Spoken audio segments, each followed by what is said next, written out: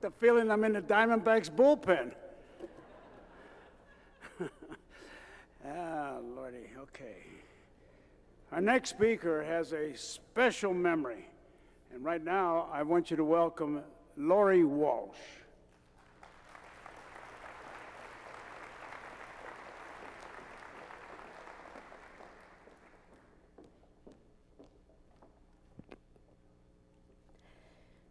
"20 years ago, my husband and I moved to Phoenix, Arizona.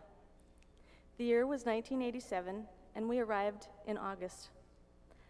Before then, we lived in Montana, where I grew up in a family where alcoholism was common, and I developed my own drinking problem. I had, for 15 years, been a heavy drinker, and I'd been in several car accidents. 2 were fairly serious. Luckily, only I was injured.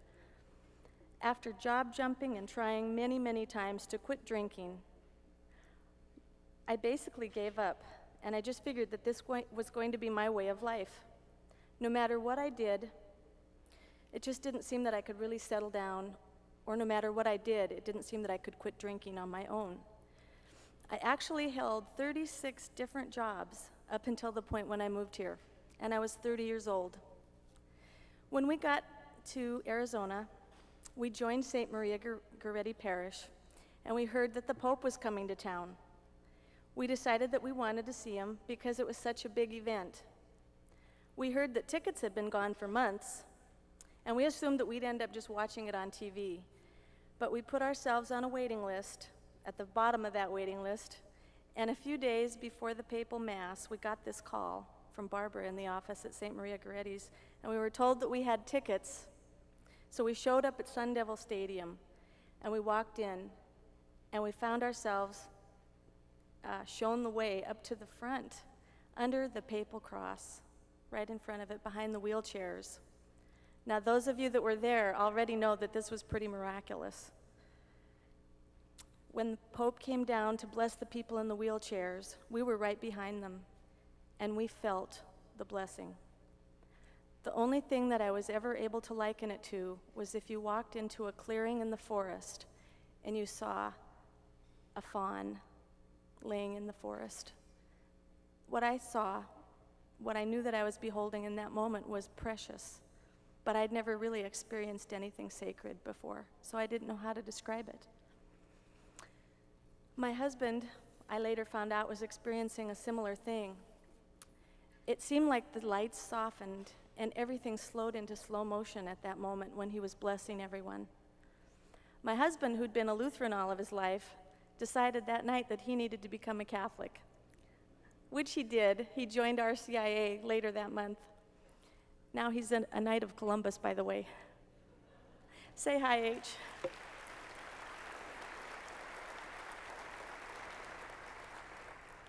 The most amazing thing happened to me, too. From that day forward, up to this present day, I have never found it necessary to take another drink of alcohol.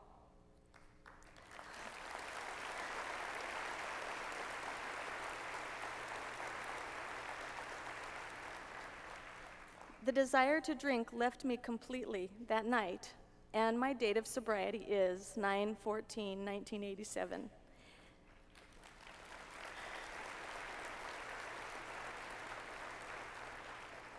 And so yesterday, I celebrated 20 years of sobriety. After that night of the papal mass, I started to attend AA meetings because I knew that I had a special gift of recovery, and I wanted to learn more about my disease of alcoholism.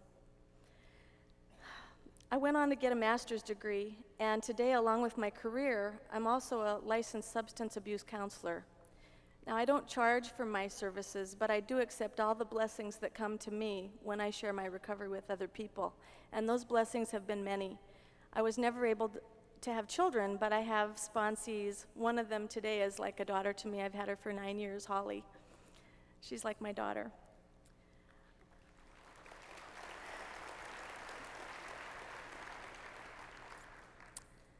I've been in the same job now for 17 years, and today I really do understand the meaning of the word serenity.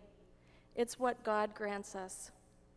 If there was a downside to what happened that night of that papal mass, I guess I always felt a little bit frustrated that I could never really express what had happened that changed my life in that blessing. But tonight, this is being taken care of too. This is the best 20-year anniversary gift that I could get, to be able to have this chance to share this with you tonight. Because you people, I think, really are the people that do get it. I know you get it.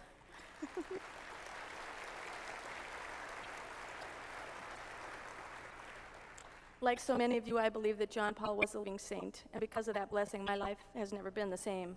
I can't help but sense that he's winking at us a little bit tonight in this sharing that we're doing, and I do thank God for Pope John Paul II, and I also thank you for giving me this chance to share.